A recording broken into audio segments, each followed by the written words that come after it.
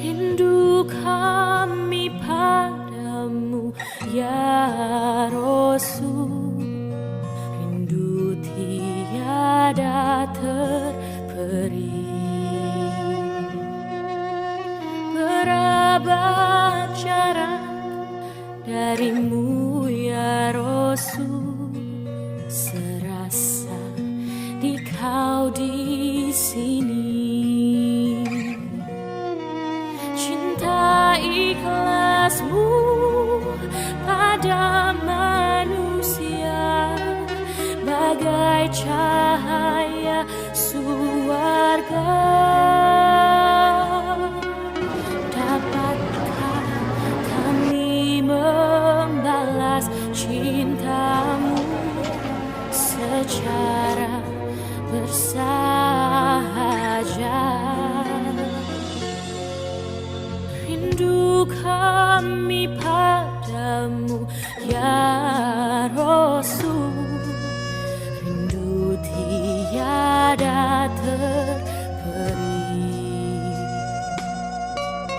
Berabad jarak darimu ya Rasul, serasa di kau di sini.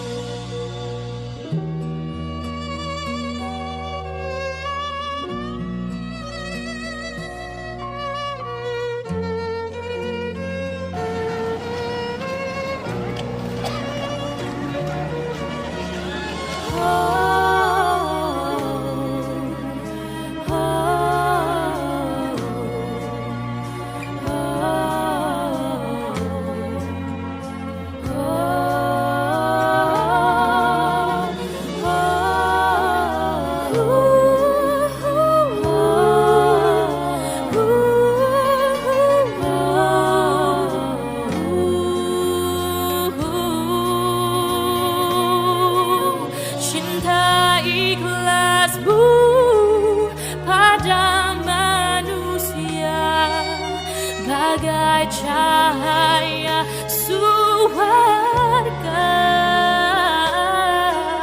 dapatkah kami membalas cintamu secara bersahaja?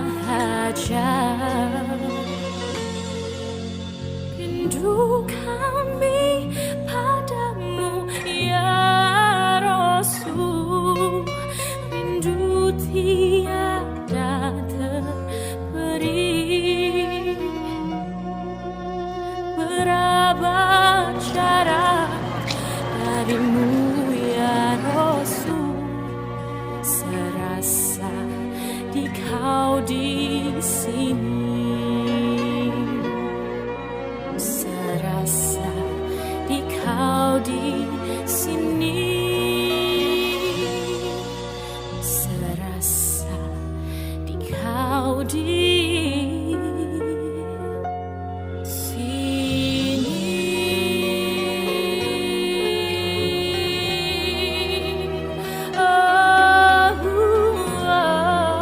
Innal hamdalillah nahmaduhu wa nasta'inuhu wa nastaghfiruh wa na'udzu billahi min shururi anfusina wa sayyiati a'malina may yahdihillahu fala mudilla lahu wa may yudlil fala hadiya lahu. Asyhadu an la ilaha illallah ar-rahmanir rahim wa asyhadu anna Muhammadan abduhu wa rasuluhu amma ba'd. Ibu bapak yang saya hormati, saya tidak akan berpantun seperti biasa kalau mewakilan ya. Badai iyalah, badai umajak ya. Ayo urang tiap akad urang ngaji ameh diri tahan uji wa kabar babari kataji kan ajaran anu lain di Nabi. Uraji tolak ilmi diri nambang pangaji ibadah mimpi hati-hati ucap lampah oke jadi kaliti. Mun geus nami pangati istri mungkin taat ka salaki, salaki nyaah ka istri kata tanggi kamoal menyenyeri. Akidah yakin ka Allah nu hiji ka diri jadi pamati ibadah menyunahkan Nabi hidup bakal walagri. Wasilah tolak ilmi di surga engen bidadarina leuwih ti hiji nu geulisna kawanti-wanti. tapi ada kudu niat rek ngaji lain rek ngarokok jeung ngopi komo bari ngarumpi isi ku Gusti Nu Maha Suci.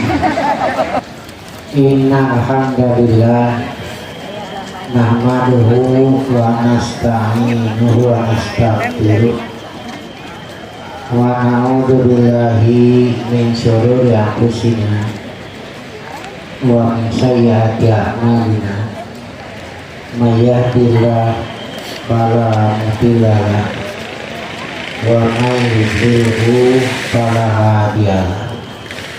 Asyhadu an la ilaha illallah wahdahu la syarika lah wa asyhadu anna Muhammadan abduhu wa rasuluhu.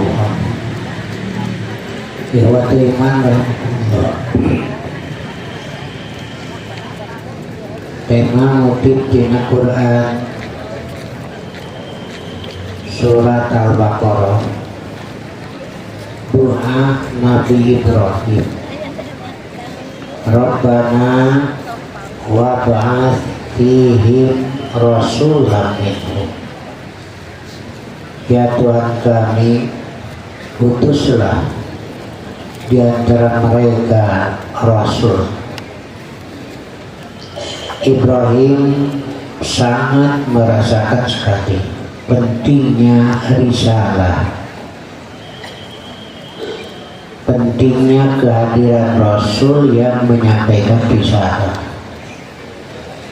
karena beliau langsung berhadapan dengan raja yang tidak dibimbing oleh risalah, orang tuanya tidak dibimbing oleh risalah, masyarakatnya semua hidup mereka terombang-ambing di dalam kesesatan. Ini pentingnya risalah yang disampaikan oleh Rasul.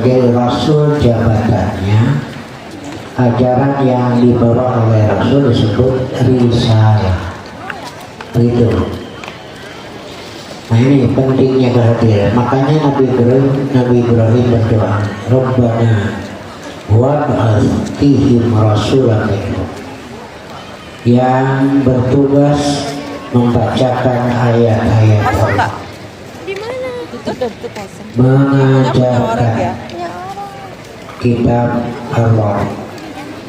Dengan bimbingan itu hidup manusia terarah. Kalau bahasa Sunda mah hirup merenah dina kakuduanana gitu. Jadi hidup itu sesuai dengan kemestiannya. Kehadiran Rasul bukan untuk mengubah padang pasir menjadi tanah yang subur. Sampai sekarang ya begitu saja.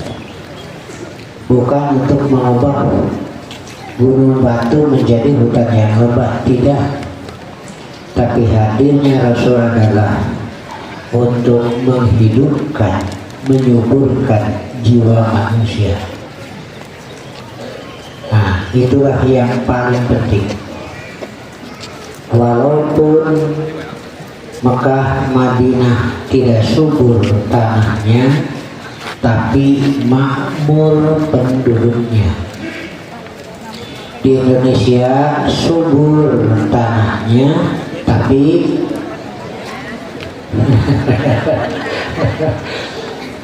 jangan suudon ya, nggak boleh, tidak boleh suudon ke pemimpin. Ngan husnudon hese. Nah gitu. Karena itu orang-orang yang dibimbing oleh Rasulullah jiwanya hidup, arahnya jelas, dasarnya jelas. Jadi saya sering menyampaikan bahwa hidup ini satu, dasarnya mesti jelas, caranya jelas, tujuannya jelas, gitu kan. Nah, tanpa bisa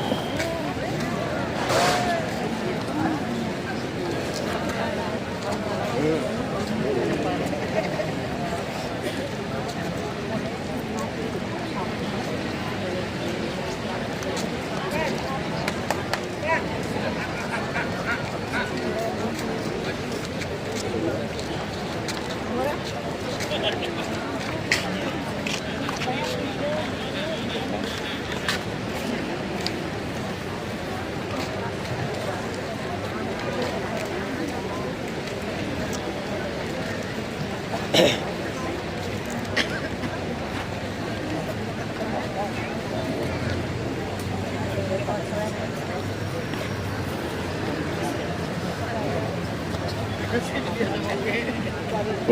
lanjutkan. Saya percaya Bapak Ibu ini orang sabar. Iya. Nah, kita lanjutkan. Jadi itu yang gitu. Sementara tanpa risalah dari Allah yang disampaikan oleh Rasul Allah, nah manusia hidup itu dasarnya tidak jelas, caranya tidak jelas, tujuannya pun tidak jelas. Kenapa? Karena dasar hidup, cara hidup dan tujuan ditetapkan berdasarkan perkiraan. Dikira-kira itu hidup ini kan mereka cuma dikira-kira. Makanya jangan heran kalau aturan berubah-ubah karena hasil perkiraan, bukan kepastian. Aturan-aturan kan sekarang terjadi perubahan ya hilang. Yang paling rusak apabila Tuhan saja diperkirakan. Ini kan dikira-kira. Iya tabi'una ila donna wa inna donna la yudni minal haqqi syai'an. Tanpa risalah dari Allah, mereka hanya mengikuti perkiraan. Sedangkan perkiraan tidak cukup untuk dijadikan pegangan kebenaran. Bayangkan Tuhan saja dikira-kira. Sampai sekarang masih ada. Itu kan masih ada isu Nyi Roro Kidul. Iya, itu kan takhayul. Ketika akal memperkirakan, lahirlah khayalan, takhayul. Nah, gitu. Masa Tuhan dihayalkan? Yang terjadi. Kemudian dari hasil hayalan itu, masa tidak bisa melihat wujudnya? Lalu diwujudkanlah Tuhan itu dalam bentuk patung-patung dari kayu, dari batu, begitu. Dan mereka dengan cara itu merasa benar. Sekeliling Masjidil Haram saja, di situ ada patung berhala jumlahnya sampai 360. Masing-masing kelompok punya Tuhan masing-masing. Bayangkan ya. Abu Jahal dan teman-temannya musyawarah. Bagaimana cara menghentikan dakwah Nabi? Karena Nabi selalu merendahkan Tuhan kita, itu merendahkan agama kita, yang disebut tadi tahayul. Diutuslah seorang ahli bicara, datang kepada Rasulullah, kata dia, ya Muhammad, tidak ya Rasulullah. Kalau ya Rasulullah mengaku kan, beliau Nabi. Ya Muhammad, syakota asona wasababta alihatana, kau telah membelah tongkat kami. Maksudnya agama dimisirkan seperti tongkat, karena dalam perjalanan tongkat sangat diperlukan sebagai pegangan. Nah, agama juga begitu, sangat diperlukan sebagai pegangan dalam menjalani hidup ini. Nah, tanpa agama terombang-ambing. Nah, justru malah agamanya lagi yang dalam kesesatan. Kemudian dia menawarkan, kalau engkau menjadi orang, ingin menjadi orang kaya, lalu melakukan seperti itu, aku kumpulkan harta, aku berikan kepadamu dengan satu catatan: berhenti dakwah, berhenti merendahkan Tuhan kami, agama kami. Kalau ingin menjadi orang kaya, in kunta faqiran agnainaka. Kau fakir butuh harta, kami kuburkan. Tapi dengan syarat yang tadi.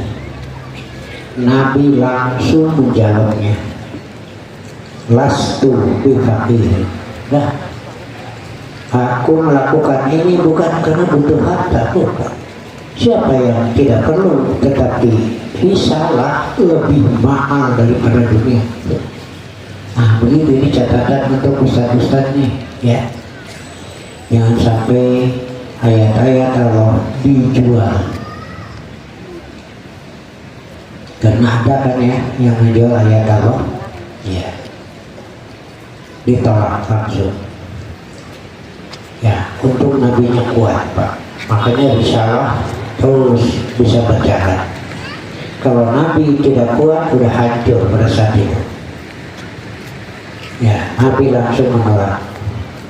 Saya juga nggak tahu kalau ada yang nawarin sama saya mah, Pak, belum tentu kuat. Ustaz urut dakwah tah 3 miliar gitu. Paling saya jawab kayak badai ngemut gitu. Nanti saya pikir-pikir dulu gitu. Kalau tapi kan langsung. Dulu saya ngomong dengan keluarga di rumah di pemajikan. Ayo nawaraku 3 miliar tapi urut ngaji. Paling cek di imah mending hartos. Awet ya nabi. Satu nabi kuat. Tawari yang kedua, in kunta qad hawita mra'atan zawajnakaha. Ini yang kedua juga menarik. Jika kau ingin menikahi perempuan yang mana tunjukkan, kami nikahkan. Dengan syarat berhenti. Coba itu orang apa hayam huruf nawaran. Nabi lagi menolak. Dua coba ditolak, uang ditolak, wanita cantik ditolak. Berarti dia cager gitu kan kesimpulannya. Kalau orang cager mana kena duit, mana ngegelis. Makanya mereka berkesimpulan yang ketiga, karena yang kedua ditolak. Yang ketiga, in kunta majnun. Jika kau majnun, dawainaka, kami obati kau. Ketika itu apa? Mempertahankan kebatilan, mempertahankan kemusyrikan, sanggup berkorban. Masa yang mempertahankan kebenaran tidak mau berkorban. Tapi catatan untuk yang mengaku sebagai pelajar perjuangan Nabi inilah keteguhan Nabi. Kalau itu kalau ada yang mengaku pelajar perjuangan Nabi tapi menjual ayat-ayat Allah, kan ini berbeda sekali, Pak. Ya. Ulama, nah begitu menyebutnya, mengungkapkannya ulama. Ulama itu jangan dari alim yang berilmu. Jangan dipotong menyebutnya ulama. Jangan gitu ya. Ula artinya orang ular, main cai air, loba orang cai bah.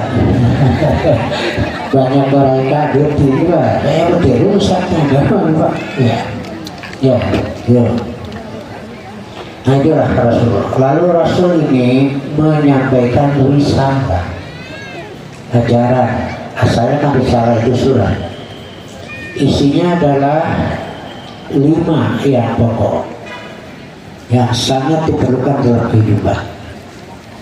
Rasul bacakan ayat-ayat Allah. Satu, isinya yang paling utama adalah tauhid. Di situ dijelaskan berbagai macam keyakinan yang benar dan yang salah. Kebanyakannya yang salah kan? Semuanya dihapus, dikembalikan kepada la ilaha illallah. Inilah pentingnya. Tanpa Rasul yang membacakan ini, manusia tersesat, gelap. Lalu disampaikan dengan bukti-bukti yang menciptakan langit, bumi, menciptakan manusia, terus itu dalam Quran itu. Tujuannya adalah untuk mengembalikan manusia kepada fitrahnya, yaitu la ilaha illallah.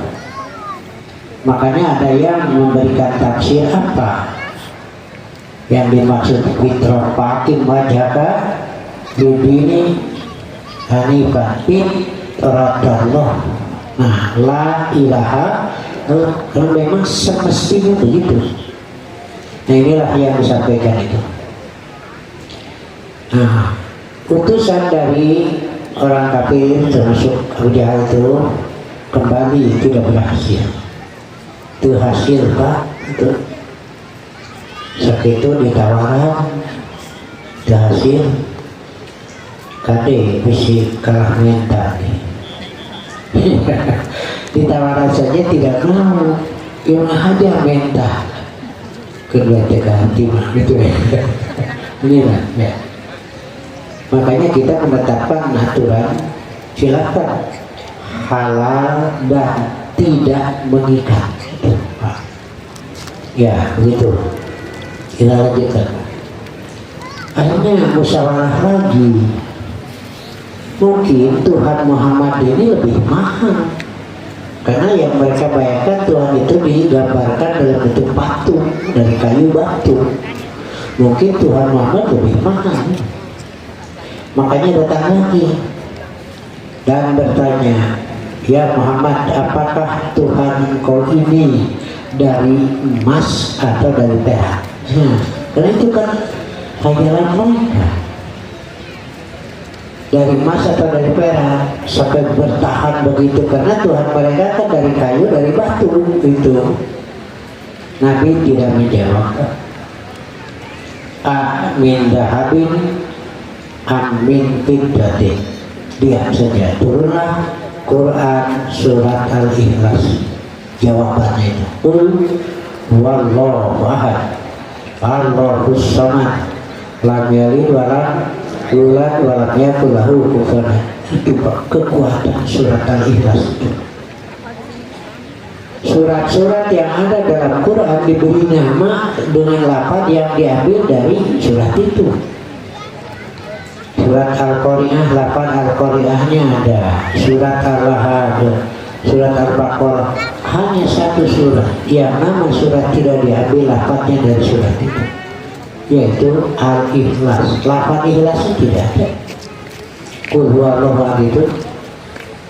Jadi surat ini diberi nama dari makna surat itu, Al-Ikhlas. Inilah ikhlas itu. Makanya Rasul mengatakan surat Al-Ikhlas Qul huwallahu ahad ta'dilu sulusal Quran. Itu membanding sepertiga Quran, Pak. Itu surat yang pendek itu.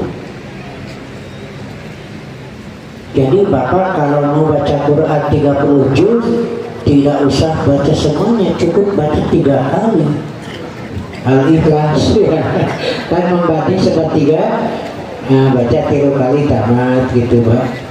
Begini, Al-Rahman itu nanti di ayat lain itu ditafsirkan.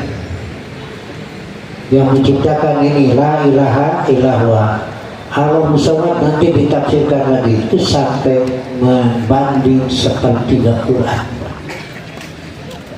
Saya pernah menyampaikan ada sahabat yang dipercaya memimpin pasukan dan sekaligus memimpin sholat gitu Pak. Dulu mah pemimpin deh, sekaligus memimpin sholat, memimpin sujud kepada Allah. Itu pemimpin deh Pak itu. Cuma yang jadi heran, setiap sholat orang ini tidak pernah meninggalkan kulhu. Tiap sholat kulhu dibaca tuh Pak. Ya seperti kita lah gitu. Kita juga kan kulhu tidak pernah ditinggalkan. Ya. Walaupun 2 surat dalam 1 rakaat Pak. Baca surat Al-A'la tambah kulhu, baca surat Al-Fajr tambah kulhu. Kalau kita kulhu rukun. Beda. Nah gitu. Dilaporkan kepada Rasulullah pulangi ke Madinah, Rasul tidak menyalahkan. Istinbat hukumnya boleh dalam satu rakaat baca lebih dari satu surat. Mau 2 surat, 3 surat boleh Pak. Begitu. Sudah pernah coba belum? Nah, coba Pak baca dalam satu rakaat Al-Baqarah dan Ali Imran. Nah, iya. Tapi Rasul menyuruh kepada yang lapor, tanyakan kepada dia apa alasannya. Nah, ini Pak penting-penting, tanpa Rasul sampai pikiran kita ini Pak. Apa alasannya? Jadi setiap amal mesti jelas alasannya. Pertanyaannya, Bapak siap tidak beralasan satu amal di hadapan Allah nanti dengan hadis dhaif? Siap tidak beralasan dengan alasan yang lemah di hadapan Allah? Ketika saya ngobrol, ada yang dari Majalengka, ada yang dari Bekasi ngobrol, ya dan muncul dhaif juga hadis.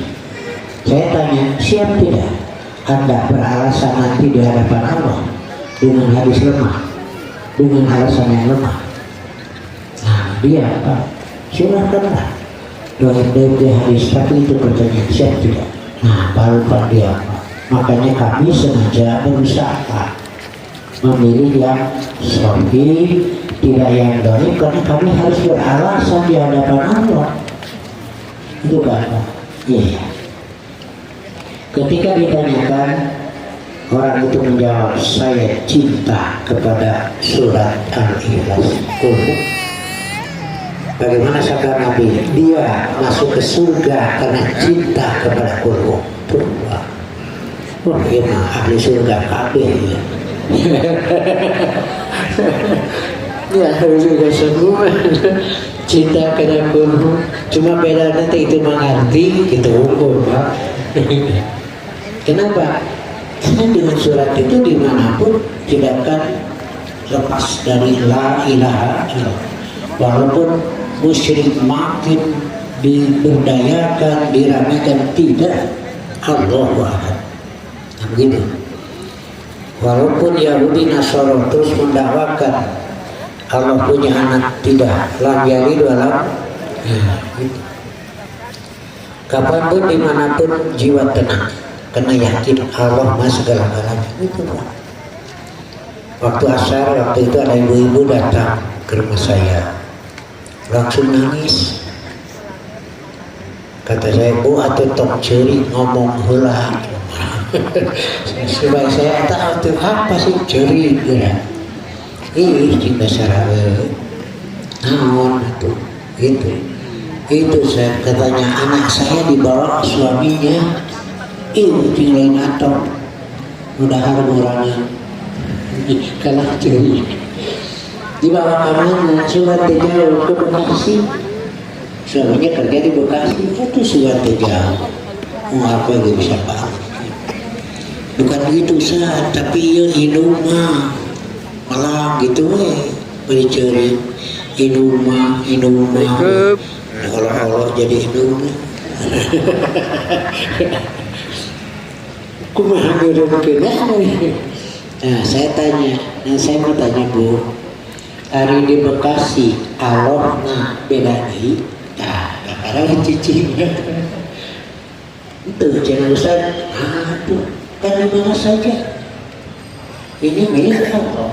Di mana saja Allah Maha tahu. Allah Maha sayang.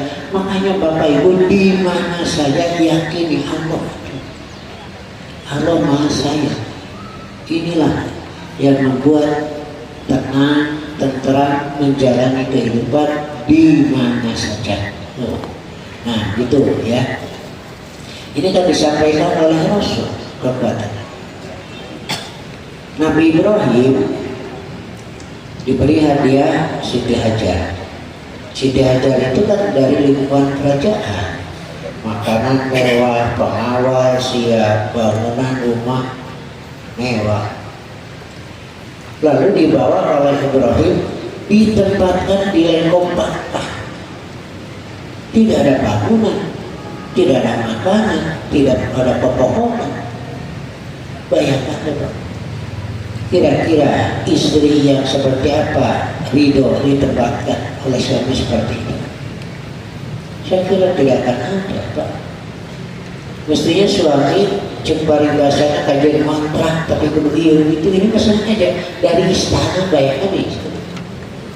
Bapak kalau punya anak, ya suaminya menempatkan anak bapak di padang pasir, rela tidak? Mau apa dalam setuju? Siti Hajar sendiri protes. Kata Siti Hajar, apa ridho menempatkan aku dan Ismail yang masih bayi di sini, tanpa pelindung, tanpa makanan, tanpa air? Nabi Ibrahim tidak menjawabkan. Yang kedua, aku dukungan yang jawabnya itu. Ya, sampai berapa kali bertanya, tak mikir Siti Hajar, berarti pertanyaan salah, gitu kan? Kalau Siti Hajar bertanya, Allahu amaraka biha, Allah yang menyuruh kau begini, baru Ibrahim menjawab, nah ya, Ibrahim berapa? Lain punya, lain berapa? Jadi Nabi Ibrahim bukan menempatkan Siti Hajar dan Ismail di padang pasir, bukan. Tapi Nabi Ibrahim dan Ismail menempatkan anak dan istri di dalam rahmat Allah. Nah itu Pak, di sini. Bukan di padang pasir, tapi di dalam rahmat. Walaupun di padang pasir, kalau Allah sudah menurunkan rahmatnya, buktinya keluar air Jam-jam sampai sekarang tidak habis. Jutaan manusia berwudu, mandi, jariah keluarga Ibrahim sudah berapa ribu tahun Pak. Kira-kira kita punya tidak jariah yang usianya sampai 5 tahun? Nah, di situ Pak. Jadi menempatkan keluarga di dalam rahmat walaupun di padang pasir daripada di istana dengan murka Allah. Tuh. Coba Pak tanya lagi lah Pak, istri Bapak di rumah, keluarga tanya uji tauhid Pak. Sok Mama pilih mending digedok sigrok bari elohnya, mending sayung butut bari eloh belum.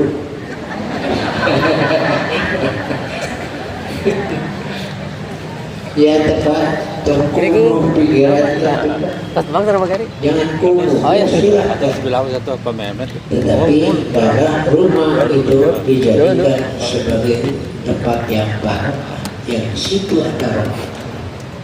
Nah gitu Pak, kita lanjutkan.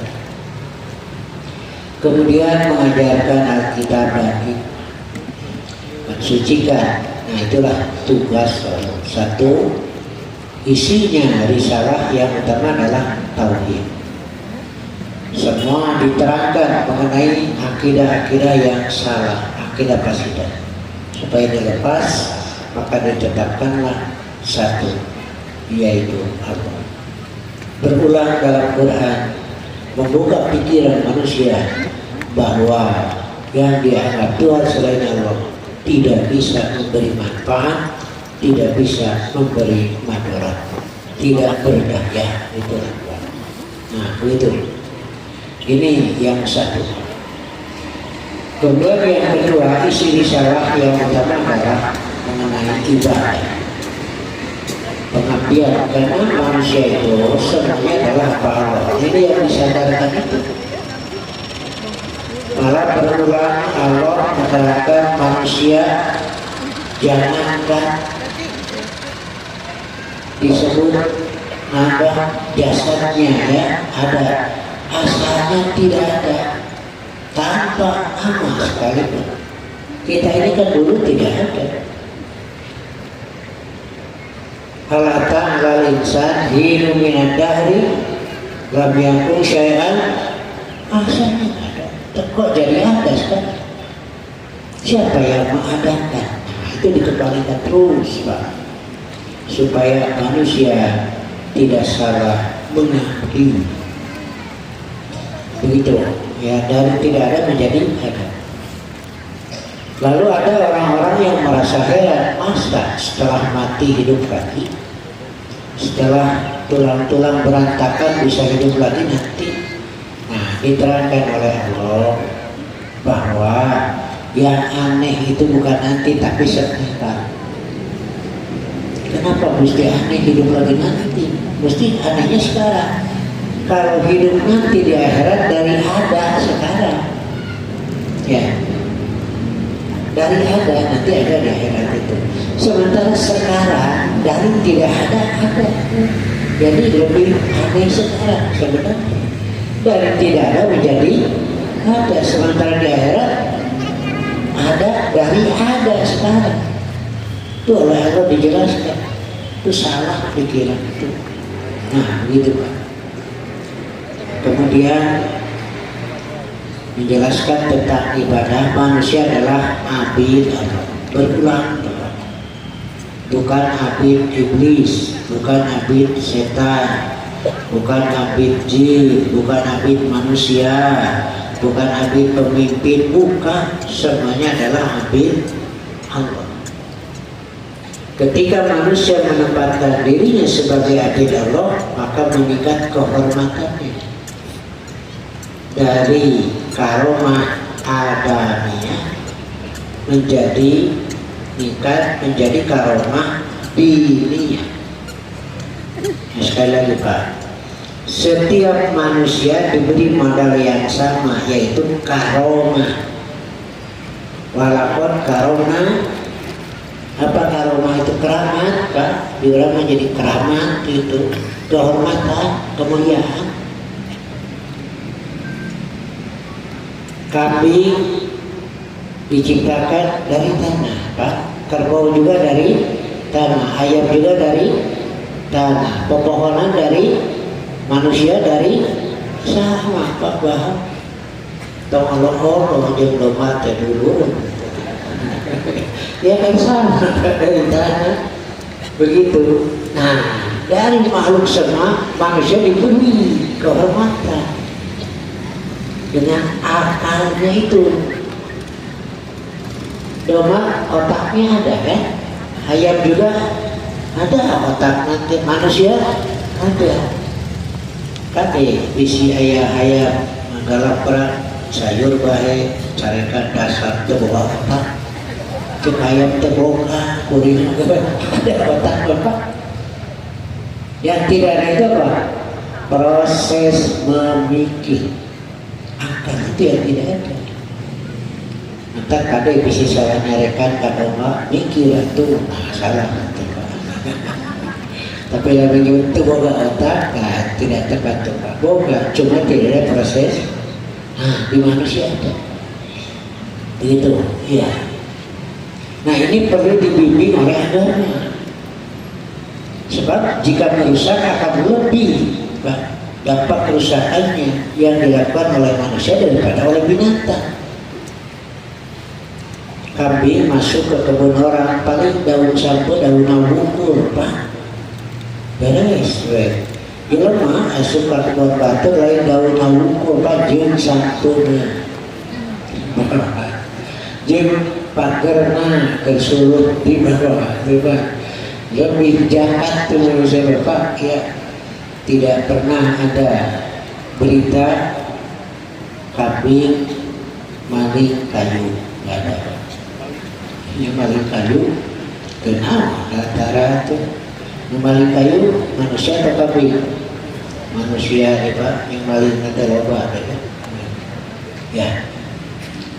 Nah, kalau dengan bimbingan risalah, manusia akan memahami, mengerti, menyadari bahwa dia adalah sebagai pemanfaat alam, bukan sekedar pemakai. Pemanfaat. Apa bedanya? manfaat itu adalah menggunakan sesuatu untuk menjadi kebaikan. Makanya mau dibabat, mau dirusak. Ini pentingnya di sana. Kemudian menempatkan manusia dalam beribadah. Sholat itu kan ada, zakat, saum, haji. Nah, barusan diumumkan sudah dimulai penataran haji karena Persis hadir untuk membimbing umat dalam pelaksanaan haji. Makanya ada di bawah bidang dakwah, bukan bidang maliyah, Pak. Bukan maliyah itu harta. Kenapa ada di bawah bidang dakwah, bimbingan haji dan umrah? Nah, tujuan utamanya mau menyelamatkan ibadah, bukan mau cari uang, itu Pak. Alhamdulillah selamatlah. Itu kabawakan kamarita Kementerian Dela. Bayangkan Pak itu tidak urusan ibadah baik sampai tega mengambil uang dengan jumlah yang besar. Tidak urusan ibadah, bayangkan Pak. Jadi urusan dosanya lebih gede asal uang korupsi. Ya, dan saya pesan kepada koruptor, andaikan divonis bebas oleh hakim, jangan sujud syukur. Itu saya titip. Titip, jangan sujud syukur divonis bebas, padahal dia benar korupsi. Ya kalau tidak korupsi mah bagus.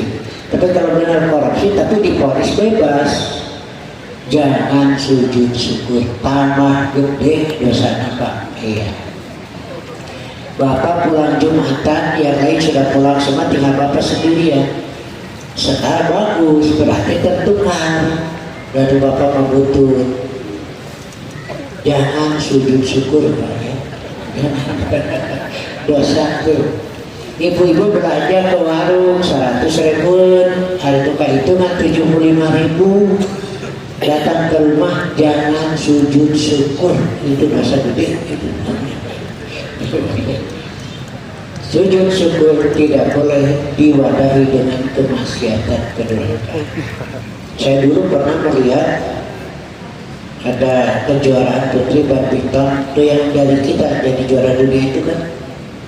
Kalau yang lain lempar raket, ajaran-ajaran ini mah tidak sujud. Karena hati tengah muslimah dan hanya caranya pono, kaos pono, ini kejuaraan putri. Di kamera pas bujur napisan. Jangan diwadahi dengan kedurhakaan itu. Dagingnya bagus, ibu masaknya bisa bikin gulai teh, bagus.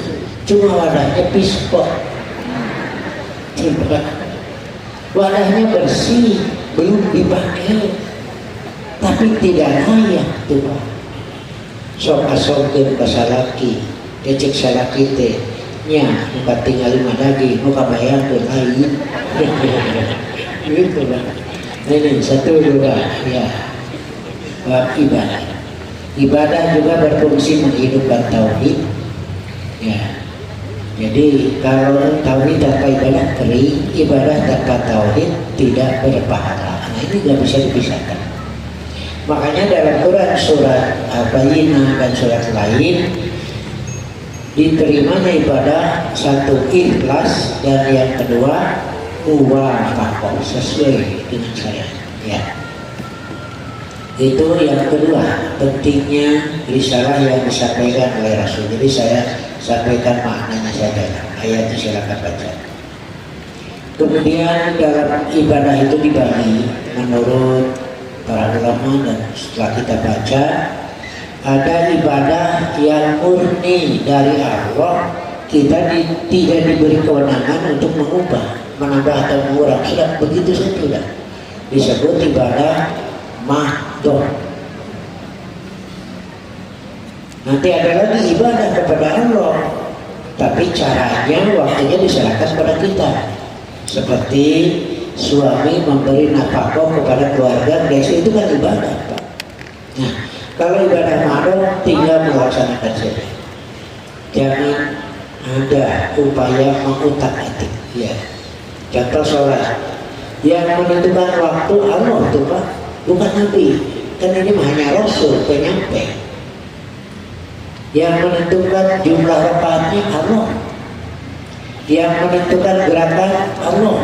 Yang menentukan bacaan Allah, semuanya dari Allah Pak. Nabi sebagai hamba wajib melakukan syarat yang itu, yang dari Allah. Nabi tidak menambah mengurangi, tidak boleh. Itu disebut makhluk itu. Jangan diubah lagi. Ya kan lagi beraktivitas berhalangan, sedang bekerja datang dulu. Sedang beraktivitas datang asa, kan asa kagok Pak. Padahal 17 rakaat sekali ke subuh. Nah, jauh-jauh tidak boleh. Ini putusan dari Allah. Jumlah rakaat juga utama. Saya ngobrol dengan Kades Senagari sebelum haji, pesan ini ada dongeng bagus katanya untuk contoh di pengajian. Saya bilang tonggara bagus dongengkan heula. Mangke kumaha Ustaz? Agar cara Ustaz Ibu sekalian. Dongengnya bagus, ada jeger-jeger insaf mau salat, nah bagus ya, lanjutkan sok dongengnya. Ya ada jeger sholat subuh 4 rakaat. Kita gua sama mama dengan alimane yang sholat subuh 4 rakaat, jawabnya ringkas mempengdae. Gak ada mempengdae. Ini mah udah boleh dua. Ada boel, makhluk contohnya memberi nafkah kepada istri itu ibadah. Kalau tidak dibikin dengan ibadah rugi Pak. Menanam Bapak tipe majikan, ini borong-borongan dibikin KB, menanam Bapak. Terus di majikan TS. Nah, justru Pak, ada ajrun lebih besar itu di Allah, begitu. Makanya seorang suami tidak akan pelit memberikan pada istri karena ajrun di Allah lebih besar. Itu Pak. Bikin KB yang nanonan. Ibu setuju dibikin KB bro? Kahayangnya. Tapi nanti Pak lihat di surat An-Nisa, aturlah, itu kan Bapak pemimpin. Dikasih untuk 1 minggu 3 hari habis, artinya kemampuan Allah baru untuk 3 hari dilupain dari itu Pak. Diberi untuk 3 hari, sehari habis, berilah sehari, biar gitu. Ibu tahu apa? Itu kan kewenangan pemimpin. Kalau sudah bisa mengatur sampai seminggu silakan. Bisa ngatur sampai 1 bulan ya tinggal KB gitu Pak. Artinya Bapak harus melihat kemampuan itu. Nah gitu. Jangan pelit Pak.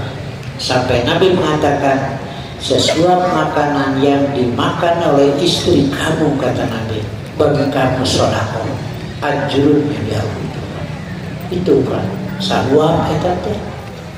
Mata ningali pamajikan minang ngaruang nanti. Iya kan gajarnya gede Pak.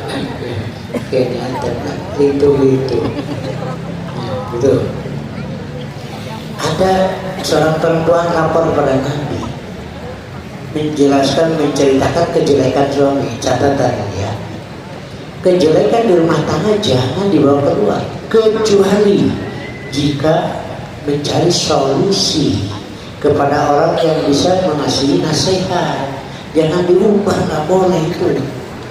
Ya, kehinaan, kejelekan di rumah tangga, udah kita bereskan saja.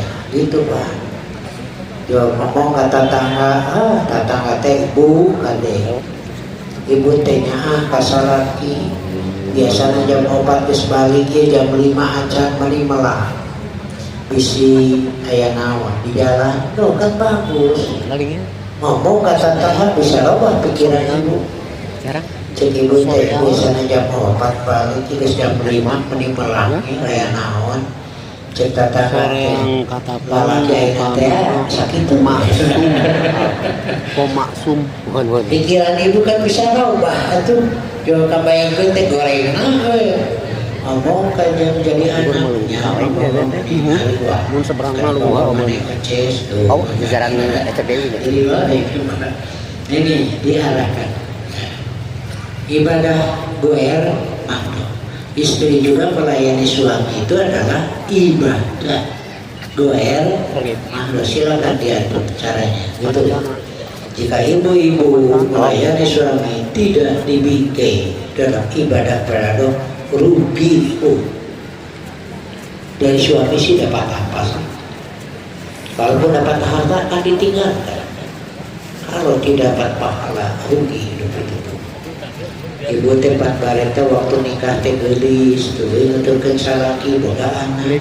Nah, pika jika ieu pananya. Nah, mau tuh eta deui. Yo, Ustaz, rek teu nyeri hate kumaha ieu naon cing ibu teu nyeri itu si bapak itu kan beas dipamisahkeun ku si ibu teh uang untuk itu ngasih anak-anak yatim tuh dia bulan baguskannya bagus ibu si bate luhur cenah Ustaz kelingan ada ketak inung ikan baik cing atuh ibu ibadah sekalian cenah itu ya ibu ya mahdom. Kemudian isinya di syarah itu yang ketiga adalah wa'dun wa'idun. Ini sangat penting. Janji baik yang melahirkan harapan bagi orang yang beriman dan beramal soleh surga. Ini kan haruslah dalam hidup ini ada harapan, dan harapan yang pasti dari Allah. Harapan duniawi itu kan relatif, Pak. Jika bertumbuh pada harapan duniawi, bersiap-siap untuk sering kecewa. Itu juga. Tapi dengan harapan dari Allah itu pasti tidak akan kecewa. Itu ada dalam bisa. Supaya hidup itu jalan semangat. Itu Pak. Leluhur teh. Hidup pohon di itu. Toh, jadi mamon. Sabala karitu tadi teh. Mau kita baru mulai. Kira-kira tuh yang hidup teh. Supaya kita jemputkan mana karena hidayah. Terus sering itu jadi bahan contoh pelajaran kalau di sate Pak. Itu buruk mentalnya itu. Dia siap mau bunuh diri, mau gantung diri Pak di nadahan kayu. Di hadapan anak walungan cai gede. Ya, pas ngaburawi potong, ngambil jempur Pak. Ngobrol bapak turun, untung Aik bisa modal. Tapi kalau sampah dulu Pak. Nah, gitu Pak. Ada harapan, ada surga. Ini kan hanya perjalanan hidup. Ujian buat apa sih? Yang paling jelek Bapak ngobrolin kesusah, balik ke barandakan. Jelek bisa. Ke barandakan ngobrolin kesusah, aduh banget sih kan. Malaikat gua bodong mendekat itu sebetulnya. Yang kedua, ada yang sakit datang kepada Rasul mengadu saya sakit. Bagaimana sabda Rasul? Pahalanya besar bagi yang sabar dalam keadaan sakit. Bagaimana kata sahabat akan baca akhirnya gerilnya baik. Tapi bukan itu kan. Tetapi Rasul selalu menanamkan harapan. Gitu. Makanya Bapak jangan berkecil hati ya. Di surga ada bidadari. Kan tadi juga disebutkan Pak. Bayangkan Bapak, bayangkan bidadari cantiknya luar biasa. Kayak Bapak majikan, Allah Bapak.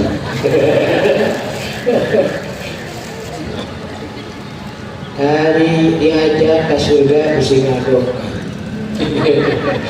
Hari itu diajak khawatir dia. Bapak jangan berpikir jelek Pak. Nah, Aisyah ini ya wajar Pak cemburu, bidadari. Hai, nanti itu kan bahasanya kasar Pak. Lalu bertanya cantik mana bidadari dan istri solihah itu? Bagaimana saudara Nabi itu lebih baik istri solihah itu? Padahal itu jangan cemburu, menunjukkan saja jadi istri solihah, insya Allah salakinya, dorakala, ini apa gitu. ibu juga ada pasangan ya. Itu namanya wa'dun. Itu harapan supaya semangat hidup melakukan kebaikan kapanpun dimanapun ya, bukan masalah besar, pokoknya semangat berinfak dengan 2000. Nah, jangan. Makanya Bapak bayangkan di Sukabumi ke Bandung sabaraha kosnya ajar 2000 diturunkan bukan di jalanan turunkan 2000 bayangkan ke surga 2000 deh ku malaikat diturunkan di jalan. Ya, kemudian yang selanjutnya ada wa'idun. Wa'idun itu ancaman. Jika kufur ada, jika masyarakat itu perlu sekali. Sebab manusia itu perlu peringatan. Jika manusia tidak mau menerima peringatan, pasti celaka, pasti binasa. Kenapa ada rambu lalu lintas? Justru itu keselamatan. Ketika pengguna jalan tidak memperhatikan rambu lalu lintas, dia celaka. Nih dari apa rambu-rambunya? Apa? Al-Maharim, segala yang diharapkan itu sebagai pembatas. Jangan melakukan yang haram. Ya. Nah sekarang ini kan zina itu sudah tidak malu lagi Pak. Malah kalau tidak salah ada kasus zina ayah dengan anak, ibu dengan anak, adik dengan bapak, sekarang terjadi di Indonesia. Padahal itu dosa besar yang tidak harus terjadi.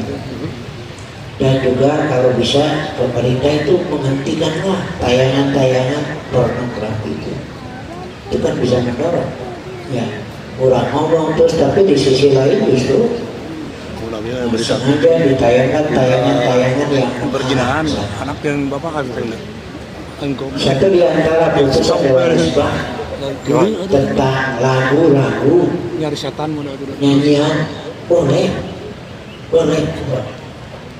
tapi satu mesti bernapaskan Islam syahid. Dua, tidak ada unsur syirik syahid. Yang ketiga, tidak mendorong kepada kemaksiatan. Dan yang keempat, dengan cara sopan. Kalau nyanyi di masjid, jangan pakai musik yang keras gitu Pak. Tapi dengan yang sopan, isinya tidak lepas dari dakwah. Sekarang sementara banyak syair-syair yang justru mendorong tasawuf kepada kemesuman. Ya, itu dosa besar.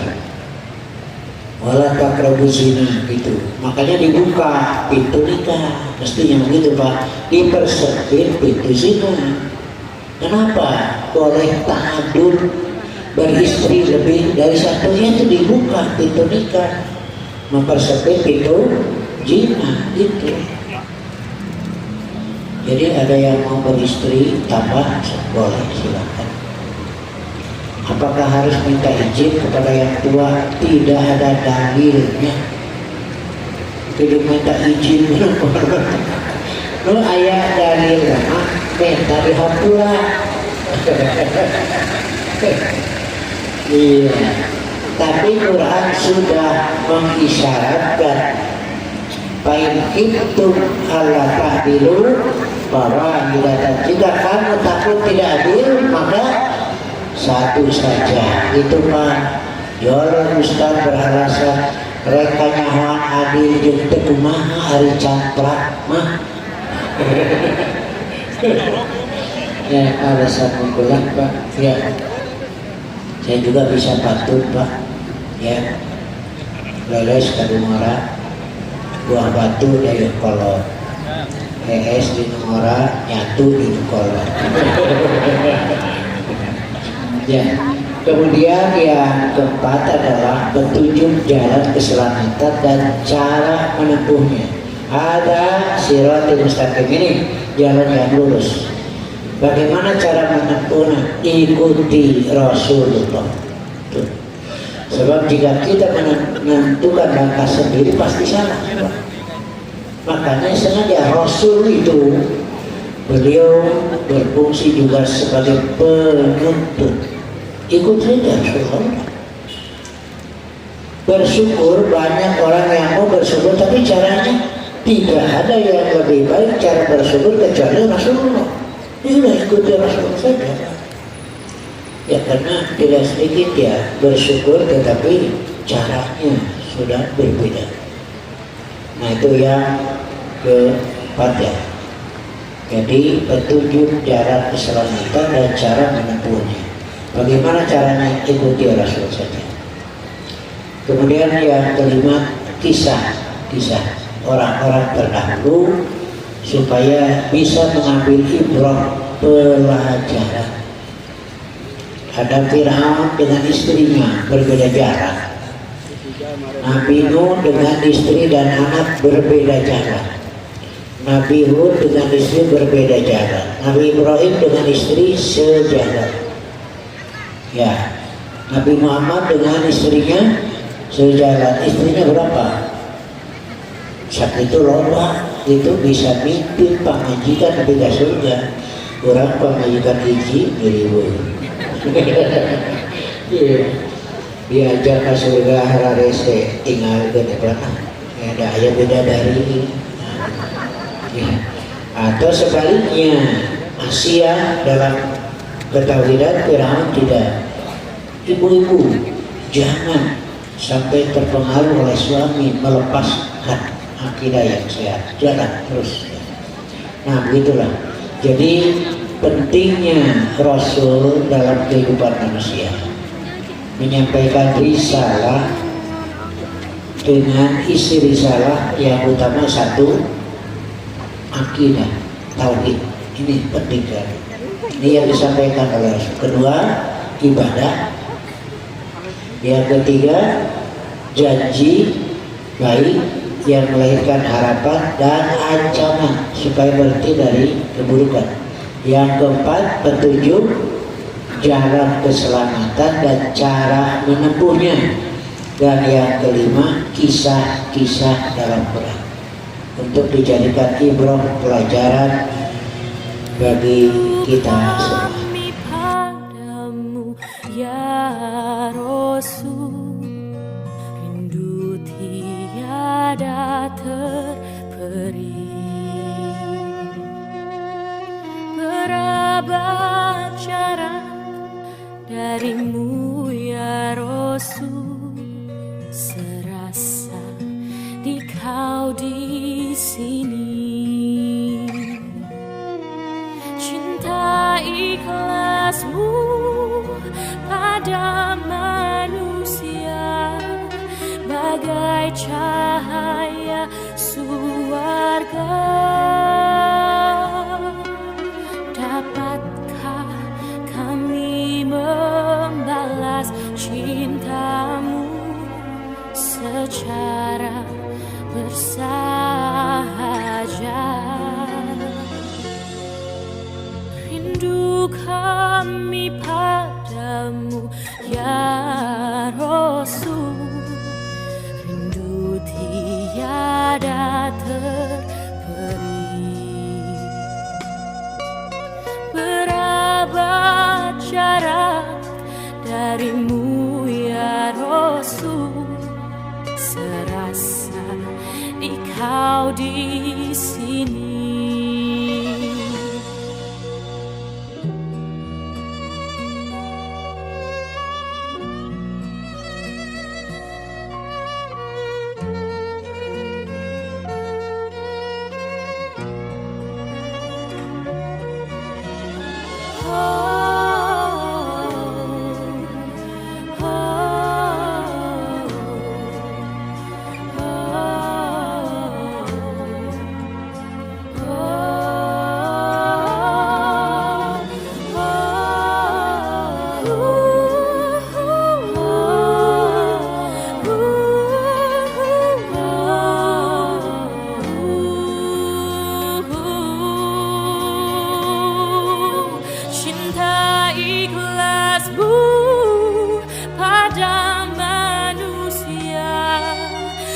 bagai cahaya surga.